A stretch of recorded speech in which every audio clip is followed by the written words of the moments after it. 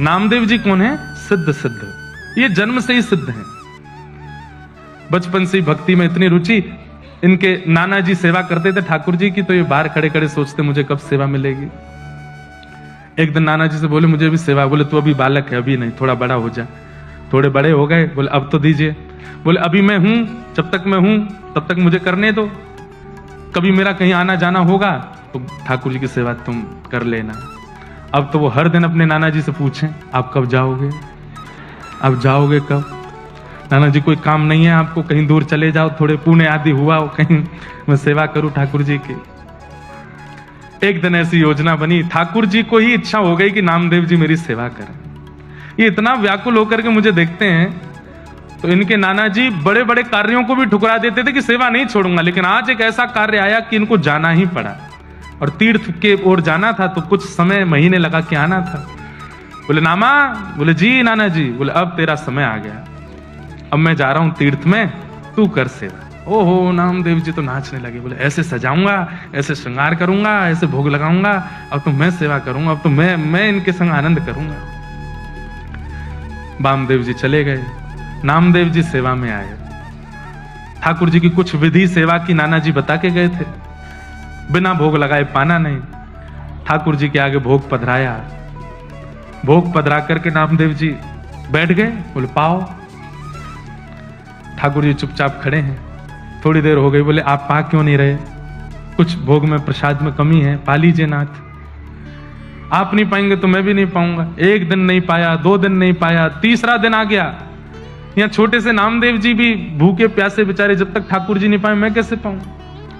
तीसरा दिन जब आया, ठाकुर जी ने आज भी जब भोग नहीं पाया, तो श्री नामदेव जी ने एक छुरी उठा ली और अपने गले पर रख ली।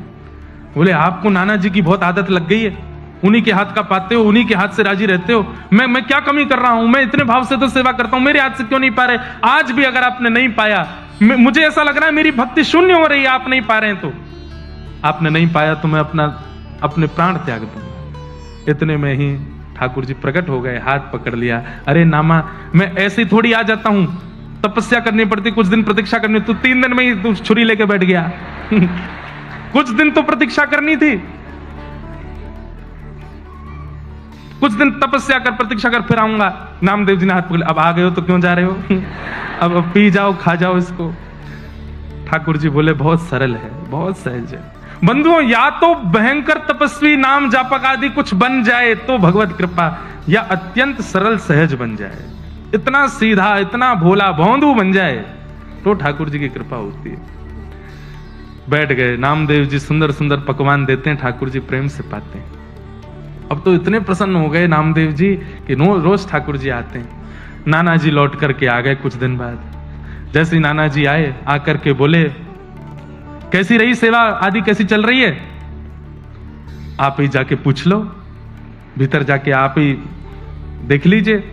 तुम्हारा जैसे वामदेव जी ने प्रवेश किया तो ठाकुर जी अलग ही चमक रहे थे, और मंदिर का वातावरण, आभा, प्रभा, सुगंधी सब कुछ से लगने लगा कि ठाकुर जी सेवा तो हुई है।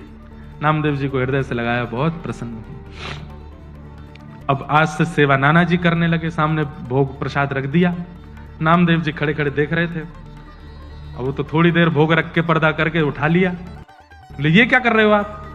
वामदेव जी बोले भोग लगाए बेटा। भोग कहां लगा? इसमें तो सारी सामग्री रखी है, कुछ खाया तो है नहीं ठाकुर जी ने। वामदेव जी बोले ऐसे ही लगता है भोग, ठाकुर जी के सामने पधरा दो, पर्दा लगाओ, उठा के ले चलो। बोले मेरे से तो ऐसे नहीं होता था, मैं तो थाली की जितनी सामग्री धरता था सब पाते थे ठाकुर जी, सब पाते थे। बोले हाँ, अच्छा तो ये ले थाली, पवा के दिखा। सामने रख दिया। नामदेव जी बोले जय जय, आ जाओ, जैसे हर दिन आते थे वैसे आ जाओ, जल्दी आ जाओ। ठाकुर जी नहीं आऊंगा। 2-3 बार पुकारा, नहीं आए ठाकुर जी, तो नामदेव जी को पता था तरीका, फिर से छुरी लेके आए, और छुरी ला करके जैसी यहां से वामदेव जी परेशान हुए, ए नामा क्या कर? इतने में तो ठाकुर जी का हाथ प्रकट हुआ, फिर पकड़ा। बोले तूने बढ़िया तरीका ढूंढा, बार बार छुरी रख लेता गले पे। हाँ, आप लोग नहीं करना जैसा है ना। ये सुनकर के करने वाली बात नहीं थी ना, उन्होंने सुना थोड़ी था कहीं से, वो तो जिद थी उनकी अपने आप ही।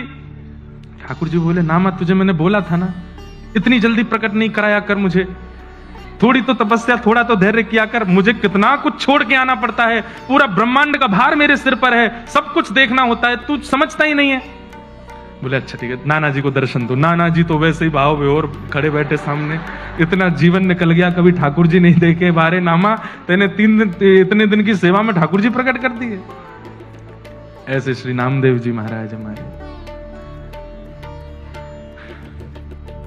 ठाकुर जी तो आने को तैयार बैठे हैं, ठाकुर जी तो प्रकट होने को आज भी बैठे हैं। आपके प्रस्तुतिकरण में कहीं कमी है, आपकी सेवा में कहीं कमी है।